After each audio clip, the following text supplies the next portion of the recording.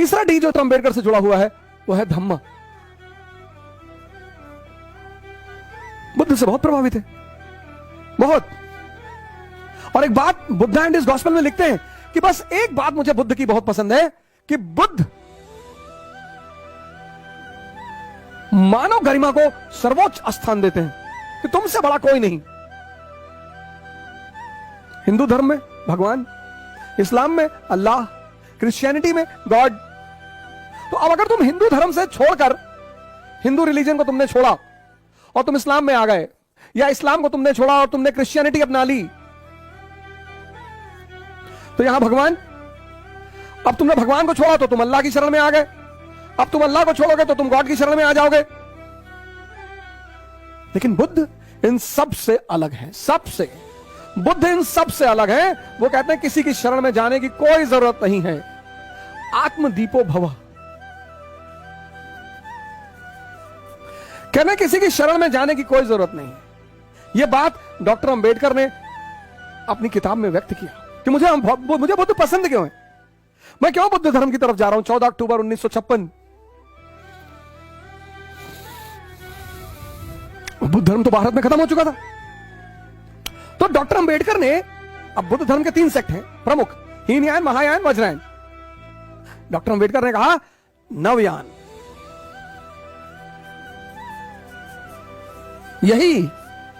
यही भारतीयता के लक्ष्य को मजबूत करेगा। नवयान, हीनयान, महायान, बुद्धयान। समय के साथ परिस्थितियां बदलती हैं। हीनयान 2 चीजों का सम्मिश्रण है, एक मुक्ति का, लिबरेशन का, और दूसरा इगैलिटेरियनिज्म का। नवयान, क्या कॉन्सेप्ट दिया डॉक्टर अंबेडकर ने। नवयान, बुद्ध का एक नया रूप। नवयान, इस नवयान में बैठकर हर भारतीय एनलाइटेंड हो सकता है, जागृत हो सकता है, उसे किसी की कोई जरूरत नहीं। नवयान, उसे किसी की कोई जरूरत नहीं। और इस नवयान में सम्मिलित प्रति व्यक्ति भारतीय होगा।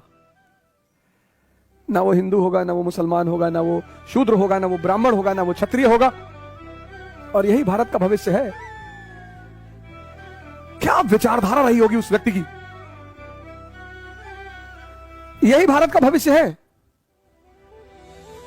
श्रीलंका में अटेंड किया, बुद्धिस्ट काउंसिल बर्मा में किया, टोक्यो में किया, फिर सब जगह सुनने के बाद तिब्बत से किताबों को मंगवाया। तब उन्होंने एक नए कॉन्सेप्ट को पैदा किया, नवयान।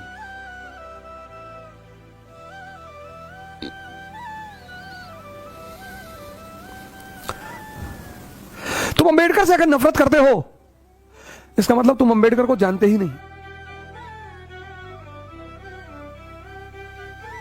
और अंबेडकर का तो एक ही नारा है, तो धम्मा। और चौथी बात, चौथा डी बहुत बड़ा, डेमोक्रेसी। लेकिन डेमोक्रेसी पाने के लिए शिक्षित होना पड़ेगा, लिटरेट। डेमोक्रेसी सबका खेल नहीं है। आजकल हमारे बड़े सारे लीडर हैं, कह रहे मूंछ रखो। ये तो अंबेडकर ने नहीं कहा। अंबेडकर का चेहरा देखो, भगवान की तरह क्लीन शेव्ड। मूंछ तो राक्षस लोग रखते हैं, जिनके अंदर, अब मेरे अंदर थोड़ी बहुत है, ज्यादा भी हो सकती हैं, तो मैं रखा हूं। मूंछ रखने को कहां डॉक्टर अंबेडकर कह गए, बुलेट चलाने को कहां डॉक्टर अंबेडकर कह गए। डॉक्टर अंबेडकर ने तो एक बात कही सबसे शानदार, कहा शिक्षा शेरनी का दूध है, जो पिएगा वो दहाड़ेगा।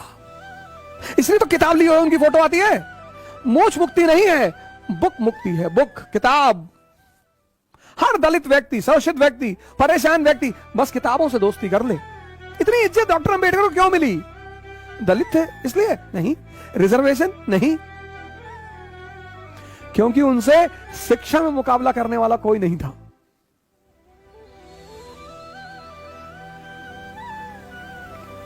आज तो जो सो कॉल्ड निम्न जाति के लोग खुद को प्राउड फील करते हैं, अपने जाति को बुलाना नहीं। अंबेडकर तुम्हें ब्राह्मण बनाना चाहते हैं। ब्राह्मण मतलब ज्ञानी, और ज्ञान से सम्मान है। ब्राह्मण मतलब जाति नहीं, शुक्ला तिवारी मिश्रा पांडे ये नहीं, ब्राह्मण मतलब ज्ञानी, और ज्ञान का ही तो सम्मान है और ज्ञान का ही तो फल है। अब कोई शूद्र जो है निम्न जाति का, वो अगर 50 ब्राह्मण और ठाकुर और सवर्णों के बीच खड़ा है और वेद पे बोल रहा है, पुराण पे बोल रहा है, उपनिषद पे बोल रहा है, सजदा कर जाएंगे लोग, हाथ जोड़ लेंगे। क्या रहे अरे भैया, ये है मंत्र, ये किताब मंत्र है, किताब।